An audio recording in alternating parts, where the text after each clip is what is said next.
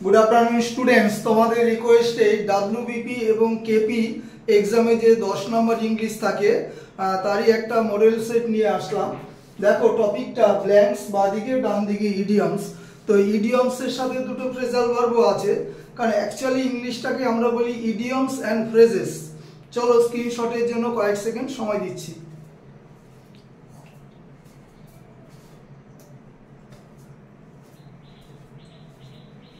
Class शुरू करी। This is Sushant sir.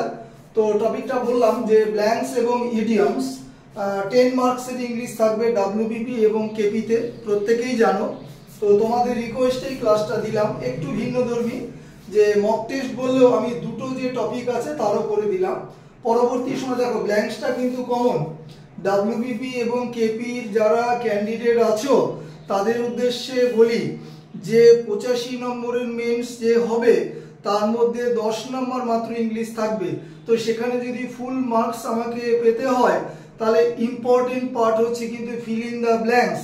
তো আমি যখনই ডব্লিউবিপি কেপির ক্লাস দেব ব্ল্যাঙ্কস এর সাথে আরেকটা তোমার গ্রামারকে অ্যাড করে দেব। যাই হোক, তো প্রথমে বাদিকে কি লিখেছি ব্ল্যাঙ্কসটা আমি এমসিকিউ আকারে করেছি। The jury dash divided in their opinion.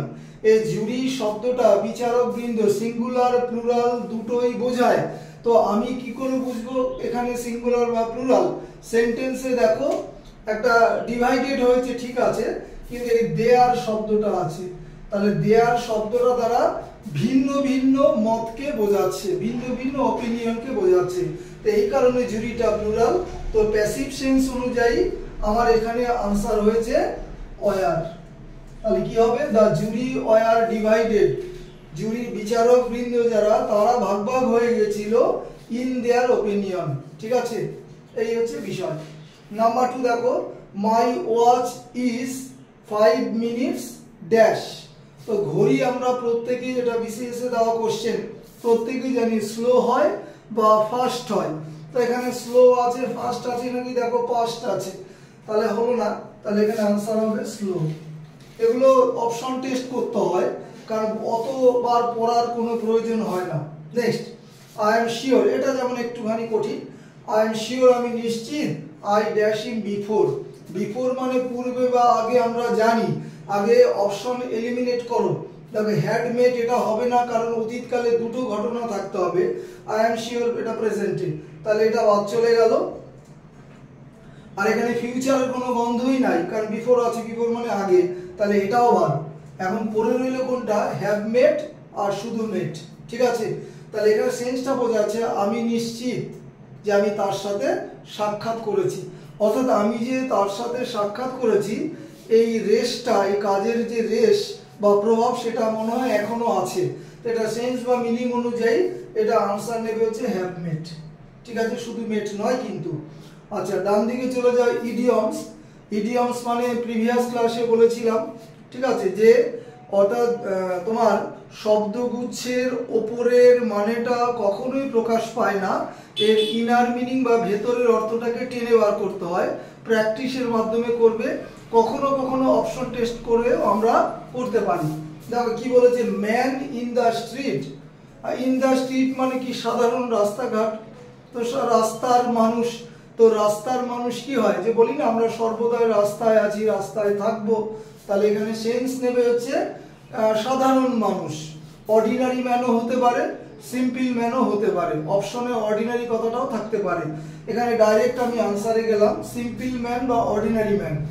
Next দেখো একটু নতুন, অনেকেই হয়তো জানো না, ইওম্যান সার্ভিস। ইওম্যান শব্দ উচ্চারণটা কিন্তু ইও ম্যান, ই এর উচ্চারণটা হবে না, ইওম্যান। ইওম্যান শব্দটির অর্থ হচ্ছে কি?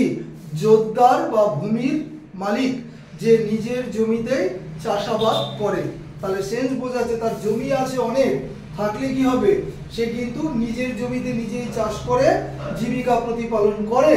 তাহলে এখানে দেখো সেন্স বোঝাচ্ছে যে মানে খারাপ কারোর সময়ে কোনো সাহায্যের হাত বাড়িয়ে দেওয়া, তাকে বলে ইওম্যান সার্ভিস। তাহলে ইউজফুল হেল্প ইন নিড, বুঝে নেবে, খারাপ সময়ে বা জটিল পরিস্থিতিতে করুণ অবস্থায় সাহায্যের হাত বাড়িয়ে দেওয়া, ইউজফুল হেল্প।